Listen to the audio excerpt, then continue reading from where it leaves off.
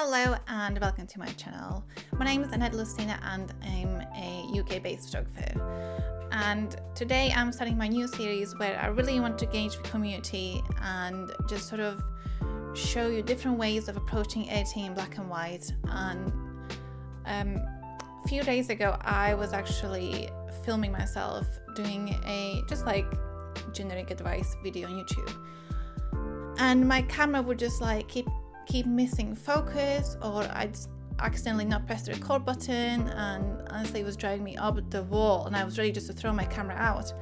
So while I'm sorting out a dedicated vlogging camera, I just want to focus on something I can create, which is these series. And my sort of goal was to just work with real people, real images. And first of all, disclaimer, I'm not English, so if I get something wrong, don't get like angry or anything, you know. I'm just a human, so I make mistakes, and a lot of them. And second of all, I'm not really a high-end retoucher. I don't do things like beauty editing and skin smoothing, at least not on a really high professional level, so that's not really of interest to me. What I want to show you though is how can you approach black and white editing, what are the tools you can use in Lightroom, Photoshop, and maybe other programs as well. And before you start spending loads of money in buying presets thinking that's the answer, I would say just learn your tools and then work your way up. And then if you do need the presets, then either make your own or buy them, whatever, but at least you'll have that knowledge to start with.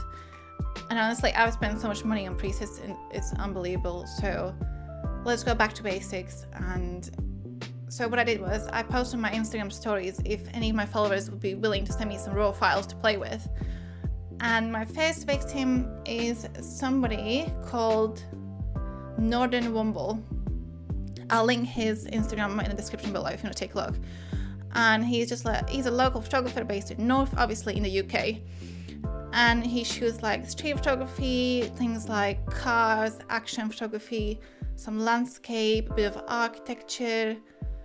And he's already got loads of black and white photography edited really nicely, so maybe he's not gonna learn anything of use from this video, but it's just something, for me just to talk about editing, photography, life in general, while editing real photographs, and maybe shedding a different perspective on something, especially if it's your images that you've sent me, just showing you different ways you can approach them. So let's get started. So he sent me a few images and I chose 4. Right, so we got this image, which is a nice landscape image somewhere in the UK, I assume. It could be lakes or something. And I'm not really a landscape photographer, I'm not gonna lie. I've done my bits of, things like long exposures and whatnot, and I enjoyed it. But I'm not very naturey, hiking kind of person, but I do appreciate, that's for sure.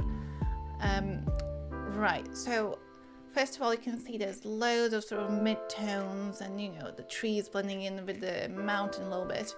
That's fine. There's nice mist, which I like, so we'll utilize that as well. Right, so first of all, please don't edit your black and white images by bringing the saturation down and then playing around with it. Go on to black and white up here under the basic module, and then we're gonna have so much more to control this way than if you just reduce saturation. Right, so first of all, what I'm gonna bring down the highlights a little bit, bring out the clouds, whites up a tiny bit, that's what I usually do. Bit of blacks down, just to give a little oomph to the image, as you say.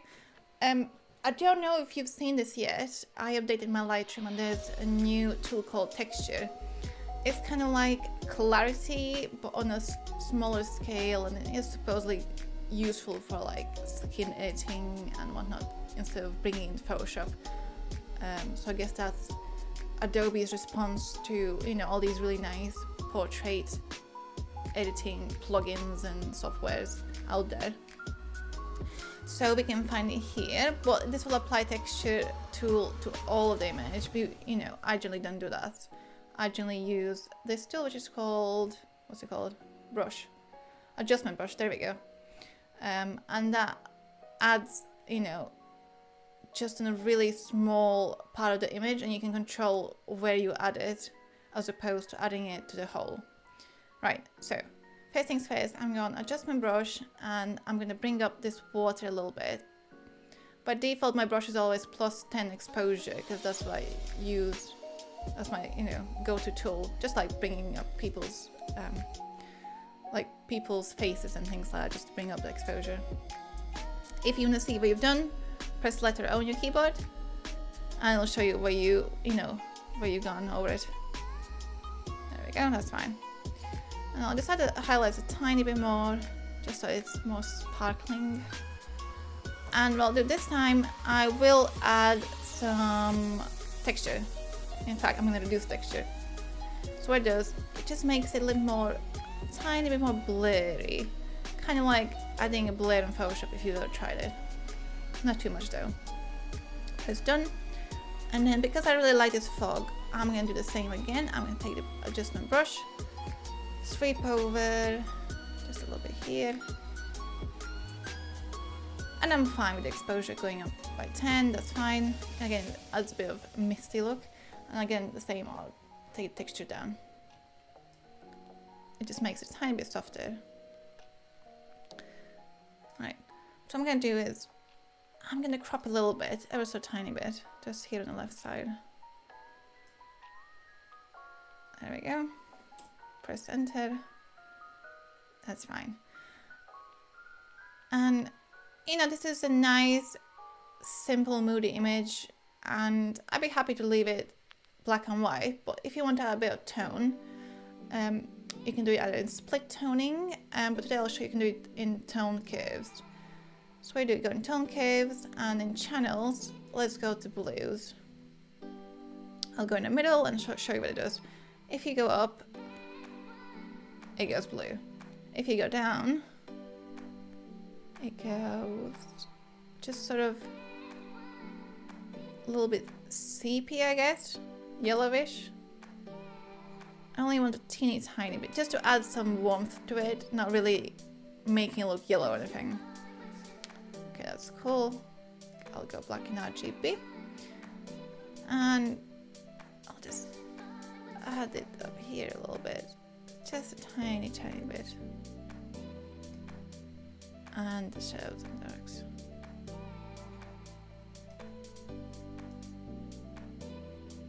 I should really reduce the speed of my mouse because it's ever so fast. Anyway, so there's this tiny little tree and there's nothing wrong with it. It's just, for me, if that was to go on a wall, I think it would really bug me and I'd be like, why did I not clone this out? It's so simple to do, so we'll just do it quickly. Like, it's not the end of the world if you don't have Photoshop or anything, but you know, it does help, I think.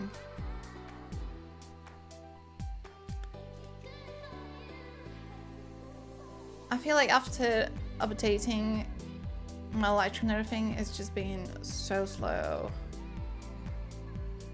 I think that's what Adobe is like most of the time, to be honest. Right, so I will go on a healing brush, spot healing brush, which is that one. And I will make it a tiny bit smaller. And just get rid of this little tree. Like I said, there's nothing really wrong with it, but if you were to put it on a wall or something, you don't need that little distraction. And like when you start spotting things out, it's like you could be doing this for a long time because you'll keep noticing like little random bits everywhere. I think there's little houses or something. Not houses, like, let me just zoom in. That could be houses. Or barns and something. You can leave them in if you want. Let's see what it looks like without.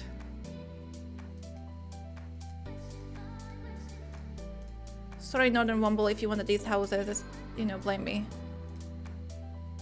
But let's see how it looks. I just think that looks nice. I'm happy with that. Right, so for me this image is a tiny bit flat, so what you can do is You make a copy of this by pressing Command J on your Mac. On PC, is it Alt and J? I'm not sure. I'll have to check that out. No, it can't be Alt and J. I'll check that later. Then we'll go in Filter, Blur, Gaussian Blur.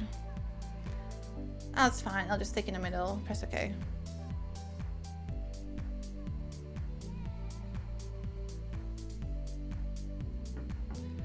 Okay, that's on blending modes. We'll go on soft light. Obviously, that's a bit cray. That's a bit much, so we'll reduce that. So let me show you. So this is what it is now and before. So for me, I don't really need to see the texture of the trees. I can see the outline of the trees here just fine. I can see bushes here. And to me, it just adds a little bit more drama to it. And looking at it from a distance, I think that looks quite nice. So imagine this on a wall. I think that's quite nice. Yeah, so I'm happy with that. What we'll do is we'll right click, flatten image. Done, simples. And let's save.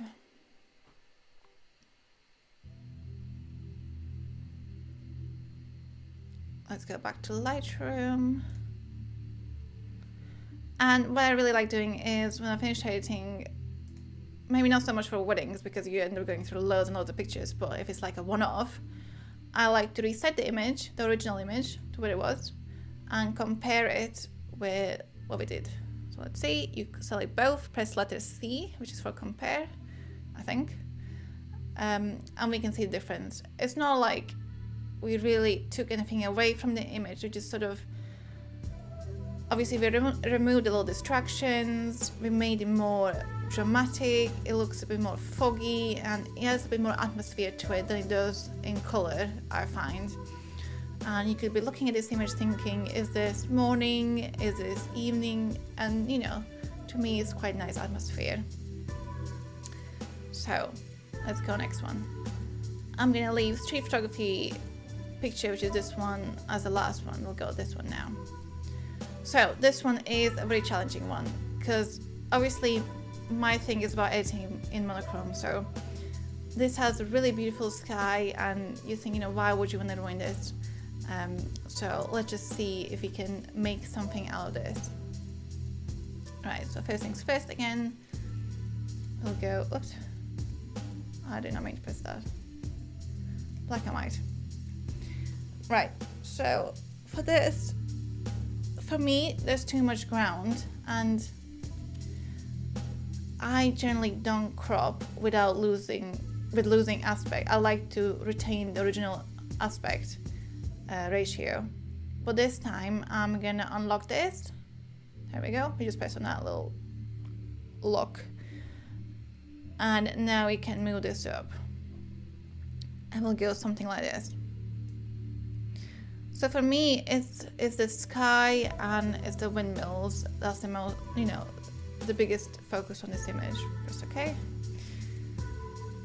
Right. So let's bring in those windmills out a little bit.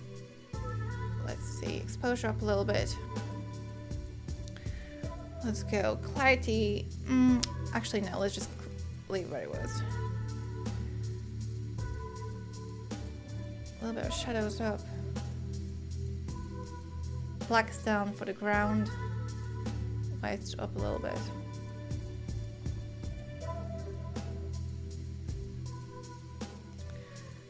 Right, so if you go in this black and white module, you can only do this if you converted your image to black and white. You can't really, you know, you can't do this if you reduce your saturation to 0, and you can't control these colors then. So it is, these are all the colors underneath this black and white picture, and if you press this tiny little button, this one, there we go, and if you hover over, say, the clouds, we can see it highlights that it's blue color underneath, it's the blues underneath. If we go in the middle, we got yellows, There was some oranges. Yeah. So that way you can sort of see why you want to, what colors you want to control. And what we'll do is we'll bring down, we'll bring up rather, just a tiny bit of the blues.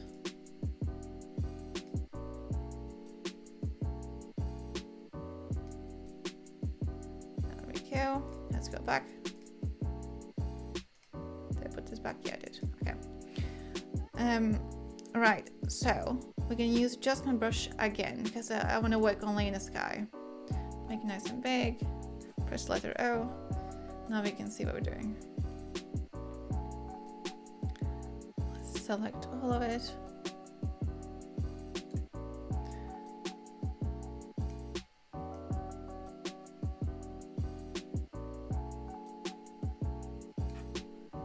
There we go.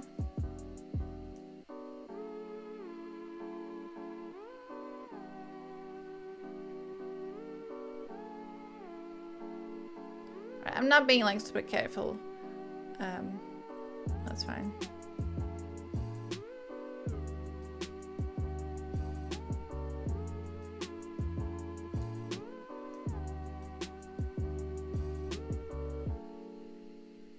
I'll press letter again, make it go away. Okay, so I'm gonna increase the shadows a little bit.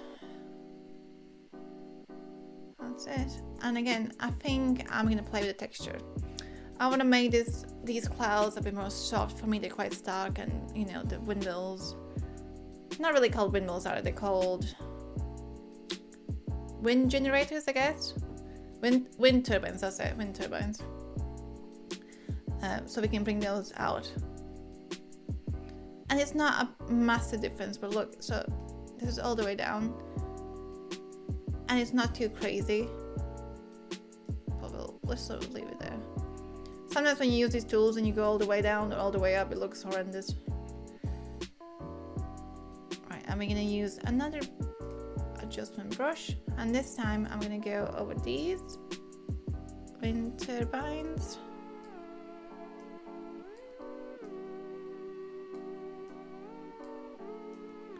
And what we're gonna do, increase clarity a little bit, just so they stand out a little bit, not too much.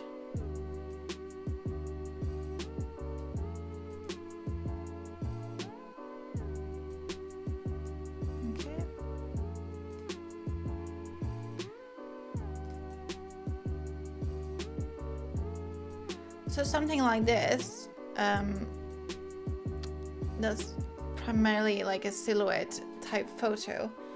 I would generally shoot it when there's not as much cloud coverage, or in fact I would shoot it when there's a lot of clouds, and I would use long exposure to get it nice and smooth. But obviously this picture was not probably taken with black and white in mind. It was taken because of its beautiful sunset and the beautiful colors in the sky. So I'm kind of like destroying it really.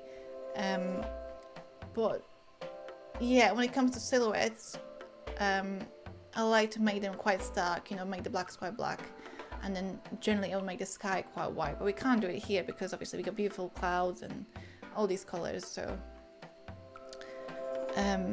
yeah, let's just bring it down blacks a tiny bit more. Not that much.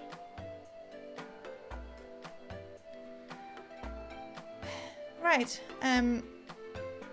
I would potentially go and do Gaussian blur again in Photoshop. Let's see what it looks like for this image.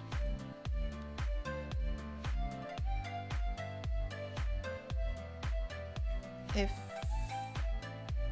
my Photoshop decides to load. Or is it loaded? There we go.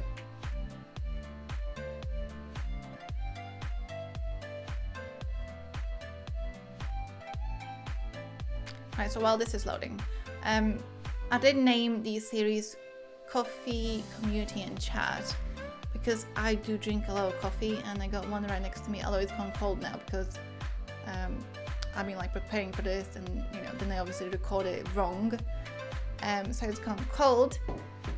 but that definitely fuels me every day. And I'm not really like a coffee connoisseur. Like, I know much about coffee as such. I just like the taste of it and the smell of it, and it kind of, it's very like soothing for me, very comforting, especially in the morning. And I've been trying to drink less dairy, so I've been drinking oat milk, and I'm getting used to it now, slowly. Right, so yep, let's go back to Gaussian blur. I did make a copy of it. I played Gaussian blur on it. Let's reduce a little bit.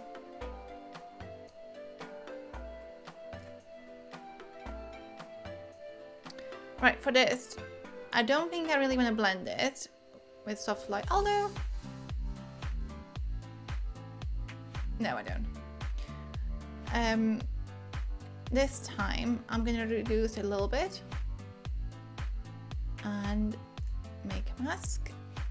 Press letter B for brush, and then I'll remove this effect, this Gaussian blur, on wind turbines and on the horizon as well.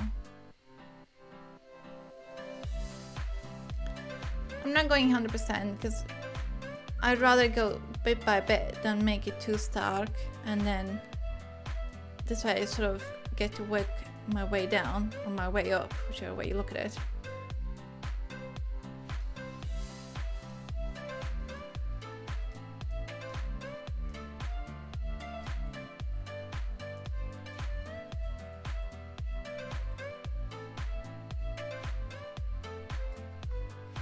Just a little bit more.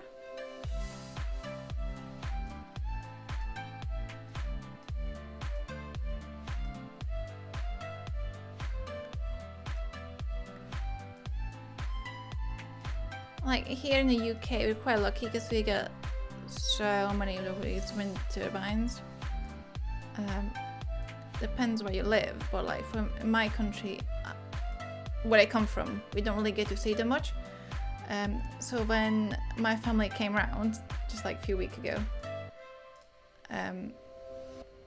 they actually enjoyed it because when you do drive past them, they look so big and so sort of dramatic against the sky. It's really quite beautiful. Alright, so this is what it was before, and this is after. Maybe some might think it's a little bit much. You can bring it down a little bit. But I just want to take the attention away from the clouds really and place it back on the wind turbines. Right, so let's flatten the image.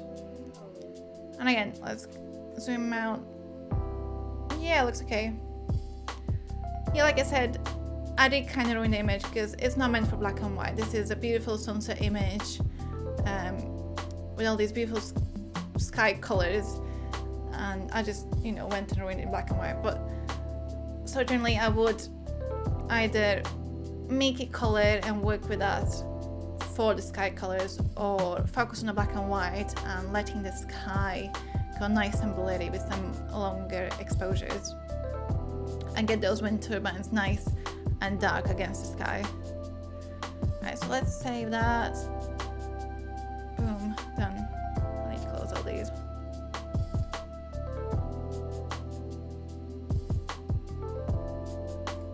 Oh, that's my previous one. Right, so this is the one I saved.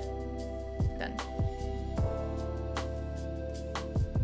Again, let's see. So, apologies for ruining the color, but my series obviously is focusing on editing black and white. So let's compare.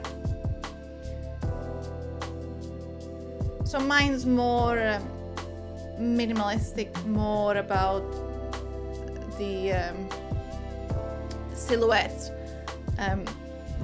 Oops, sorry, I think I poked the microphone, that's my bad. Yeah, the clouds are really nice and dark, and it just makes it a lot harder to work with. You can't really blow those clouds and make them really white without it looking weird. If the clouds were sort of mid-tones to begin with, yes, maybe, but they are quite dark, so I think our job is done here. I'm actually quite happy with that. I can go with that. Yeah. Alright, next one. I really, really like this. Again, it's nice and moody like the first one with the mountain. And you can see the fog, and yeah, I just love it. First things first, black and white. There we go. So this time I want to show you profiles. If you're using Lightroom, you can access Lightroom own profiles on here. Can you see where my mouse is? You press on these 4 squares or 4 rectangles. I can't really see. I think it's squares. And we have a bunch of already included profiles. The beauty of profiles is it works the same way as presets. You apply it and it adds an effect. However, with profiles, you can adjust the opacity, as you can see here where my mouse is. You can adjust the opacity, go lower or higher depending on what you prefer. So here's a bunch of black and white ones, and oh, I quite like this one actually. We'll go with this. It starts off in the middle, and then you can go all the way to the left to see basically where it was before, and all the way to the right to see a really intense version. And I actually quite like, maybe not as much, I like this. So for me, this image is quite moody, and for me, I'm thinking, again, it's about atmosphere, it's about the fog, it's about adding some grain. It's not really about perfections. This is not really about silhouettes either for me. So we'll close this. You can adjust the amount here, you can see as well if you want to change it. Right, so again, I'm going to crop this a little bit. I want a little bit less of water, and I want a little bit more focus on the ducks. Oh wait, let me just put this back to original aspect ratio. There we go, around there, I guess. Let's see. Yeah, I think that's better for me. Again, I'll bring down blacks a tiny bit. I'll take my adjustment brush, and I already got an exposure plus 10, so I'll just go over the water a little bit. When it comes to editing black and white, I personally don't mind the, what you call film look, if you like, where the highlights are a little bit crushed. They're not like perfectly white. I don't mind it. For me, it works on images like these where it's quite atmospheric, quite moody. Yeah, so I quite like that. And let me just crop a tiny bit just to get away from the little wave at the bottom right. That's better. Yeah. Again, we have a little bit here, which is... oh, there's a tiny little seagull. That's cute.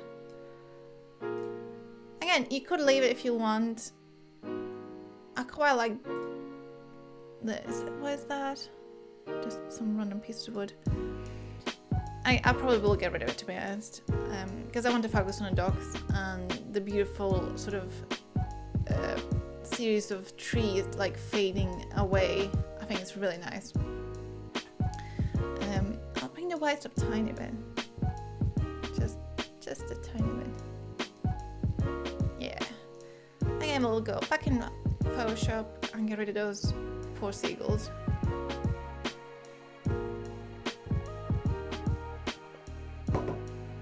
I didn't actually realize how long this video is going to be.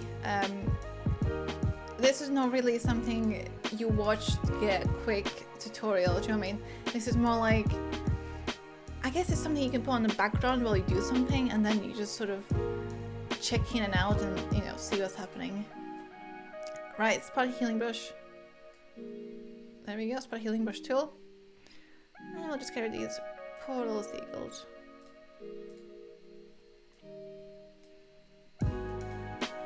That's it. Okay, I'll get rid of this little wave. And this one. And I'm actually quite happy with this. Oh wait, there's a few white bits here. Honestly, this is so addicting. You could spend all day healing these little spots. Okay, that'll do. Okay, one more. Right, that's it, done. Yeah, I'm quite happy with this as it is. I don't think it needs anything else. I don't want to make it pure white. I want to keep that moody, grainy, foggy look. That reminds me, I didn't need grain. I'll add grain back in the Lightroom. I'll show you how. Well, it's pretty easy, pretty straightforward. Back in Lightroom we go. This is it. We go on to effects, and there we go, grain. So for me, grain adds a bit of texture. For me, it's like really imagining what a real print would look like. So I'm not gonna add much, it doesn't need too much. I'll zoom in so I can actually see the difference. So let's go back to 0. So this is without. And we'll add just a bit, like that. Something like that, yeah. And to me, just, yeah, it adds a nice texture and it makes me think of touching and feeling a paper, as weird as it sounds, but yeah, I really like it. Yeah, so I'm happy with this. Let's compare. The usual resets. And compare, press letter C. There we go. Yeah, so I don't generally crop loads. I'm not sure why it's still loading. Anyway, I don't generally crop too much. I try to get in my camera exactly what I want. However, that's not always possible. It'll depend on the type of lens you use. It'll depend on where you're standing, and you know, all sorts of things. So there is nothing shameful about cropping your work, and sometimes, like, if you want a square, there is no other way to get it aside from cropping it. Like, you have to crop it. But I don't rely on cropping either. I don't think, oh, it'll be fine, I'll just deal with it, kind of thing. I always make sure, if I do intend to crop it, I leave enough on either side depending on how I want to crop it. So I'm quite happy with this. I hope you liked. Oh, I didn't mean to do that. There we go. I hope you like this. I would definitely put this on my wall. I'd be happy to hang it up somewhere. It's a nice, relaxing look. Again, it looks like early morning. It could also be early evening, depending on the season. And I think it's a lovely image. Okay, and last one is my favorite. It's street photography. So this is a really nice shot. I love it. A nice perspective. We got a person here, which adds interest, and we get a nice arrow here as well.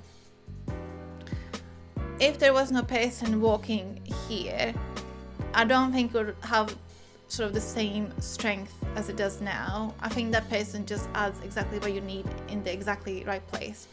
So I will start off by cropping.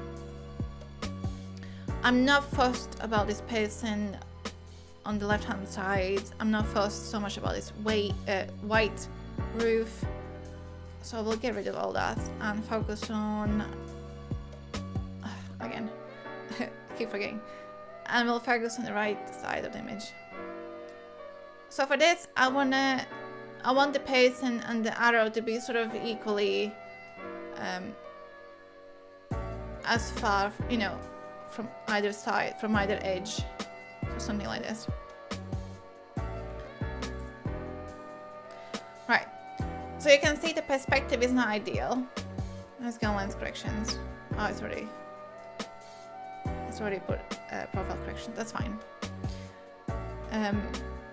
We'll go in transform. So this is a great tool if you're, say, if you're shooting with a really wide lens, or if you're looking and shooting up and you need to fix your perspective a little bit. So what you do is press constraint crop, because it just makes sure we don't have like white edges and things like that. And we'll work on horizontal. So we'll work on the horizontal plane, which means imagine this image as a paper, and we're holding it in our hands, and we're just lifting our right hand a little bit, or our left hand, depending on which side we want to go up and which side we want to go down. So I want imagine the right side of the image, I want it to go up a tiny bit. Can you see? Oh, I'm going the wrong way, obviously. This is what I meant to do. Yes, this is it.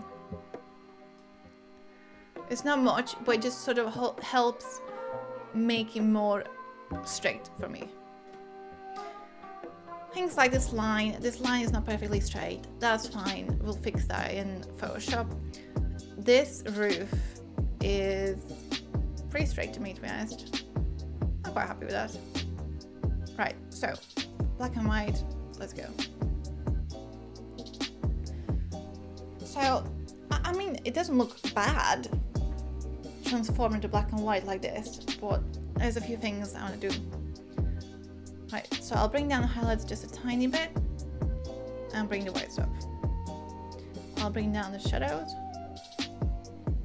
and I'll bring down the blacks. So for me, street photography can be grainy, it can be quite stark and contrasty. I don't mind that. It's a street, you know, there's all sorts of textures, there's patterns, and to me, street photography is not about soft, blurry images. So I'm really liking this look. And don't be afraid to like bring your blacks and shadows down. It makes your whites really stand out. Yeah, so we do have a lot of rubbish here, and you know, I suppose we could fix it, but I don't know, to me, it's about the imperfections on the street. I like the dirtiness, you know, the natural look it already has. I might actually crop it a little bit more. After saying I don't really crop, but that's fine. This time I'm gonna open this lock and I'm gonna get rid of this. I don't need that much white. I'm just sort of leveling it out, because then we're gonna leave around the same amount of white roof here as we do on here. Let's see. Yeah, that's so much better, I think. It just kind of frames it really nicely. I'm happy with that. Right, I'll add some grain. I'm happy to go with quite a bit of grain on images like these. So, although I'm not gonna fix like the rubbish and things, I will remove teeny tiny bits of white, and this time I'm going to use this spot removal tool in Lightroom. For me, it's not really as strong and powerful as Photoshop. In fact, most of the time it doesn't work for me, like especially when it comes to like people's faces and things. Like, it doesn't really work for me, but this kind of shot is a bit more forgiving, so we'll give it a go. So I'm just gonna remove the sort of the little bits that really stand out to me. And like I said again, you could spend all day doing this, to be honest.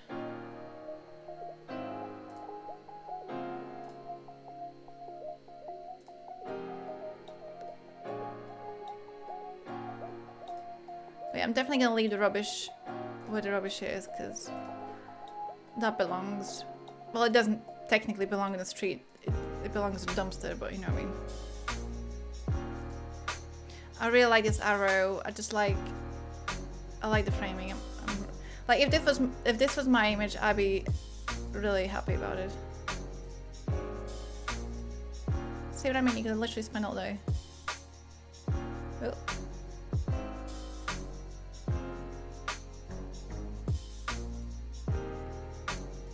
So I'm really liking that Northern Womble sent me a variety of images. There was a couple more you sent me, but I can't fit them all in. Like, it's already been such a long time, Jesus. But I like the variety, you know, I like the fact there's landscape, there's nature, there's this and that, there's street photography. Right, there's one more that's right in the middle. Oh, what's my mouse doing? It's gone laggy.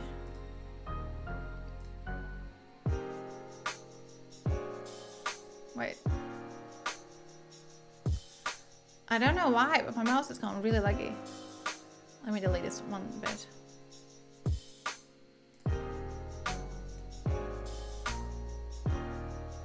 There we go. Sometimes, like, when you start editing little spots, you end up realizing it's actually a little hair or something on your screen, and you've been like trying to clone it out for ages, and then you realize all you have to do was just wipe your screen.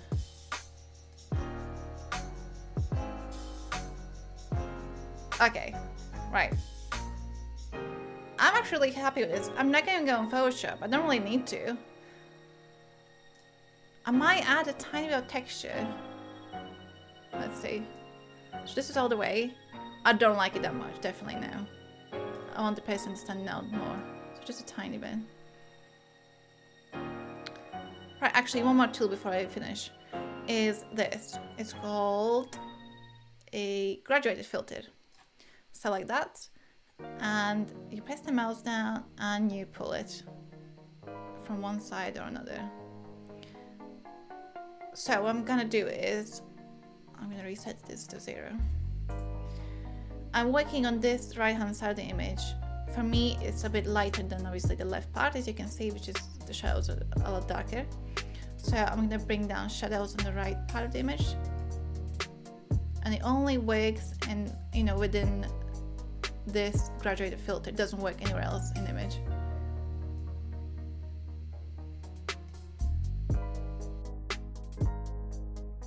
Okay, that's very much.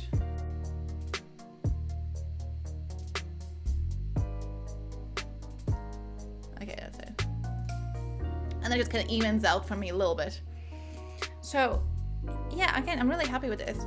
And so if you didn't go in Photoshop to do anything and you want to compare it with what you had, just press letter Y on your keyboard and then you'll see what you had before on a DNG file or a RAW file, whichever one you have. Yeah, so I'm really happy with this. Although that's incorrect. It doesn't show you the uncropped version, unfortunately. However, we'll go back to this. What you can do is right click on the image, create virtual copy. And there it is. Once it loads, then you go and develop.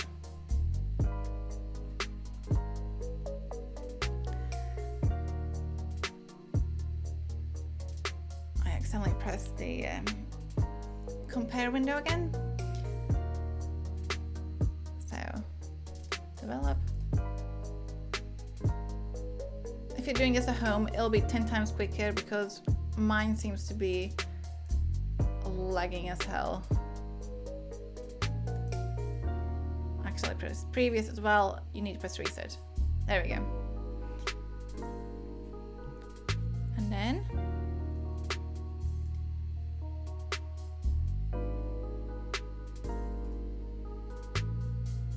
there we go. We got there in the end.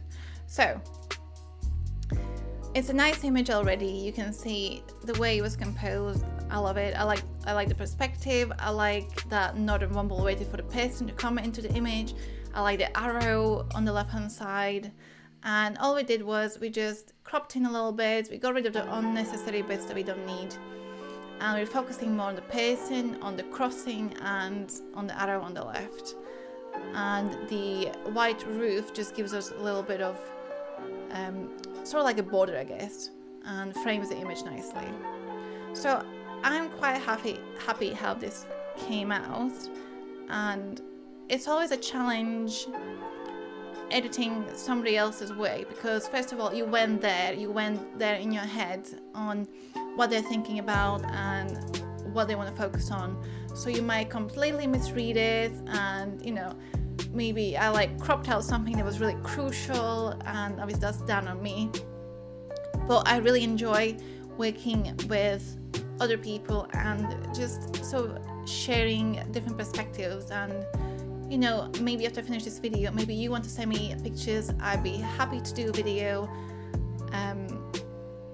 Yeah, like I don't mind showing my own work and editing, but it is so much easier because you know exactly what you're going to do. For these images, what I did was I looked at them, I had a brief idea, and you just have to go for it and see where it takes you. And there's no right or wrong, and this is just how I saw them. So hopefully you enjoyed this long ass video, and if you did, I would really appreciate if you hit thumbs up and subscribe. If you didn't, but you got this far, then what you've been doing all this time. Yeah, if you do want me to edit any pictures, send them through, get in touch with me. I'll be happy to put up a video, and saves me sort of looking around for things to edit.